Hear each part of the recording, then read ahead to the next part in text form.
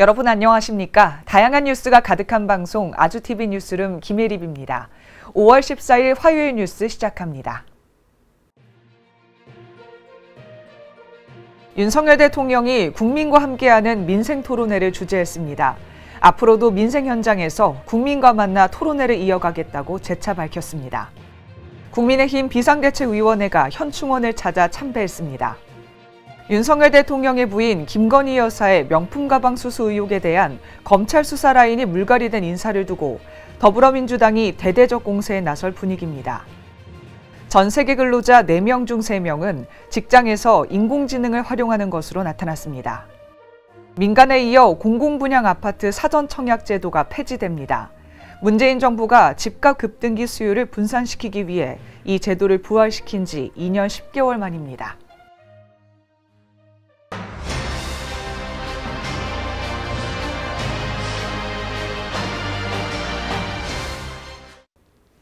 윤석열 대통령이 국민과 함께하는 민생토론회를 주재했습니다. 앞으로도 민생 현장에서 국민과 만나 토론회를 이어가겠다고 재차 밝혔습니다. 총선 후 첫 민생토론회로 윤 대통령은 민생토론회 시즌2를 시작한다고 말했습니다.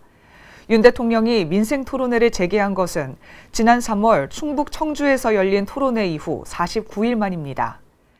과거 민생토론회에서 늘 진행했던 국민의례는 이번 토론회 순서에서 빠졌고 윤 대통령 발언 이후 곧바로 이어졌던 소관부처 장관 발표도 이번 토론회에서는 사라졌습니다. 대신 윤 대통령이 발언을 마친 후 시민들이 먼저 발언을 이어갔습니다. 윤 대통령은 양손을 모아 시민들의 말을 경청하며 간간히 메모했습니다. 이정식 고용노동부 장관은 현장 근로자들의 발언에 답하며 일터에서 노동의 가치가 존중받고 공정하게 보상받는 것을 위해 최선을 다하겠다고 말했습니다. 국민의힘 비상대책위원회가 현충원을 찾아 참배했습니다. 황우여 비대위원장과 추경호 원내대표 등 새 지도부 전원이 참석했습니다. 황 위원장은 현충탑 헌화 분향, 순국선열 호국영령에 대한 묵념을 마친 뒤 방명록에 선열의 숭고한 건국 정신을 이어받겠습니다라고 썼습니다. 황 위원장은 애국 충정을 이어받겠다는 다짐을 다시 한번 했다고 말했습니다. 국민의힘은 전날 상임전국위원회에서 황 비대위원장이 지명한 4명의 비대위원 임명안을 의결했습니다. 지난 9일 선출된 추 원내대표는 전날 원내수석 부대표에 배준영 의원을 임명했습니다. 원내 수석 대변인에는 장동혁 의원을 임명했습니다. 윤석열 대통령의 부인 김건희 여사의 명품 가방 수수 의혹에 대한 검찰 수사 라인이 물갈이된 인사를 두고 더불어민주당이 대대적인 공세에 나설 분위기입니다. 김 여사 의혹 수사전담팀이 꾸려진 지 채 보름이 되지 않아 친윤으로 분류되는 이창수 신임 서울중앙지검장이 임명되는 등 사실상 김 여사를 위한 방탄용 인사가 이뤄졌다는 게 민주당의 인식입니다.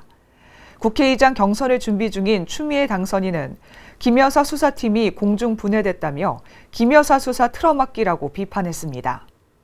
추 당선인은 윤 대통령이 김 여사와 본인의 비리를 감추기 위해 믿을 만한 사람을 중앙지검장에 앉힌 것이라며 민정수석을 통해 수사팀을 흔들어버린 것이라고 주장했습니다. 진성준 정책위의장도 영부인 수사를 원청적으로 봉쇄하겠다는 의지가 담긴 인사라고 평가했습니다.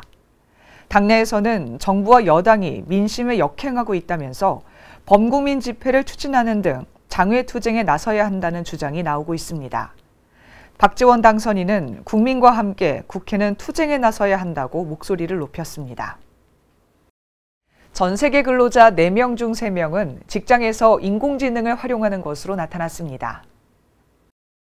한국 마이크로소프트는 업무 동향 지표 보고서를 발표하며 전 세계 근로자 75%가 업무에 AI를 활용하고 한국의 경우 근로자의 73%가 직장에서 AI를 쓰는 것으로 조사됐습니다. AI가 빠르게 도입되면서 많은 기업이 채용에서 경력 유무보다 AI 역량을 갖춘 지원자를 선호하는 것으로 나타났습니다. 이번 연구에서 AI 사용량이 높은 파워 유저는 90% 이상이 AI 기술로 업무량을 더 수월하게 관리하는 것으로 파악됐습니다. 마이크로소프트는 2024년이 AI가 직장에서 현실화하는 해가 될 것이라고 전했습니다. 또 AI가 적합한 인재 채용을 희망하는 리더와 경력 전환을 희망하는 직원에게 큰 기회를 제공할 것이라고 덧붙였습니다.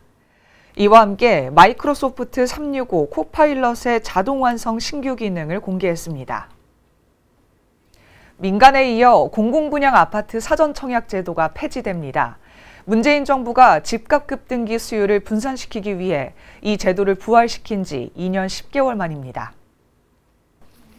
사전 청약을 받을 때 약속했던 본청약 시기가 길게는 3년 이상 대거 뒤로 밀리며 희망 고문을 한다는 지적이 이어졌고, 기다리는 동안 분양가가 상승하는 문제가 발생하게 됐습니다. 이에 따라 국토교통부는 사전 청약 제도를 더 이상 시행하지 않기로 했다고 밝혔습니다. 사전 청약은 통상 아파트 착공 때 진행하는 청약 접수를 1, 2년 정도 앞당겨 받는 겁니다.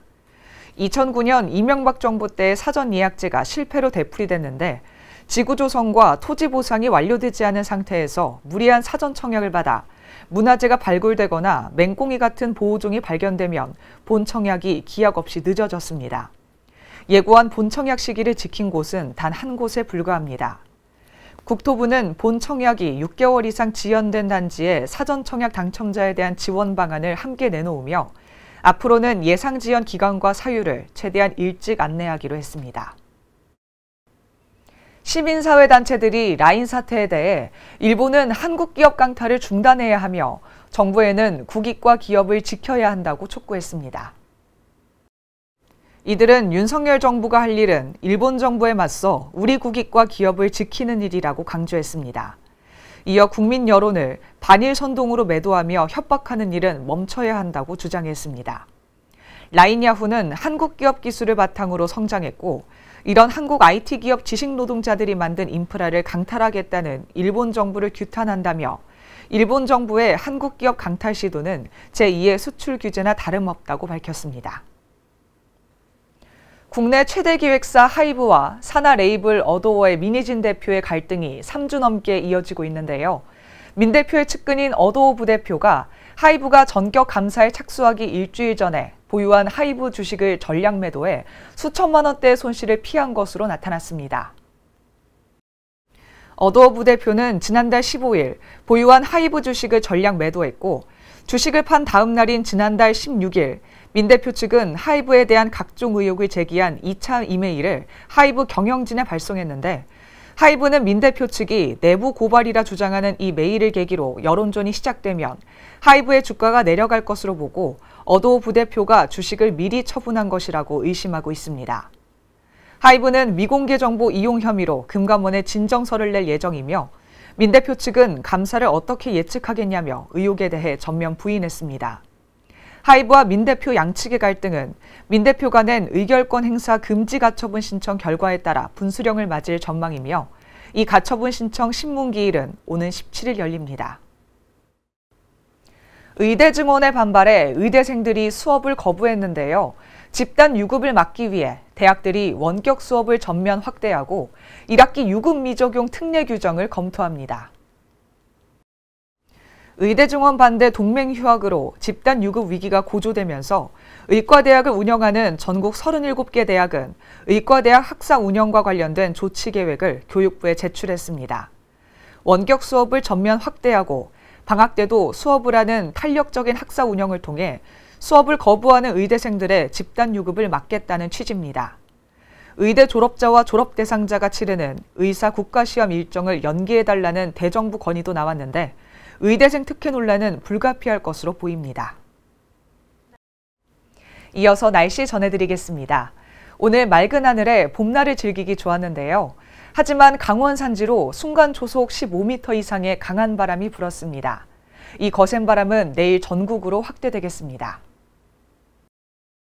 아침과 낮의 기온차가 15도 내외로 크게 벌어지면서 여전히 일교차가 컸습니다. 오늘 서울의 낮 최고 기온은 24도, 전주 26도, 강릉 29도, 대구 28도까지 올랐습니다. 한낮에 볕이 강하게 내리쬐면서 전국 곳곳의 자외선 지수가 높음에서 매우 높음 단계까지 올랐습니다. 오늘 대기는 건조했는데요. 강원 동해안에 건조주의보가 발효되기도 했고 차차 확대됐습니다. 내일은 이 건조함을 해소해줄 비 소식이 있습니다. 중부지방과 호남, 경북 지역에 비가 오겠고 날도 선선해지겠습니다. 이번 비는 천둥과 번개를 동반하겠습니다.